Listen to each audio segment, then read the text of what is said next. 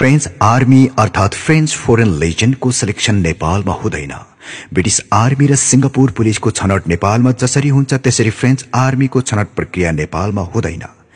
अहिलेसम्म फ्रेन्च आर्मीमा जति पनि प्रवेश गरेका नेपाली युवाहरू स्टुडेन्ट भिजामा, वैदेशिक रोजगार भिजामा र भिजिट भिजामा युरोप लगायत केही खाडी मुलुक हुँदै फ्रान्सको पेरिस र ओभान पुगेर फ्रेन्च आर्मीमा प्रवेश गरेका हुन्।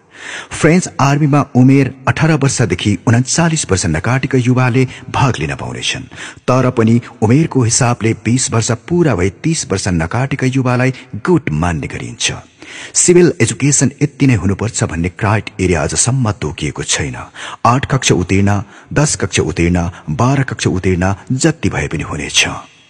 अनिवार्य हुनु नै पर्ने डकुमेन्ट्स राजधानीको साथमा जन्म दर्ता प्रमाणपत्र, नाता प्रमाणित प्रमाणपत्र इंग्लिशमा ट्रान्सलेट गरिएको हुनुपर्नेछ। शरीरमा ट्याटू भए पनि स्वीकार्य हुनेछ, तर ट्याटूको व्याख्या गरेर अर्थ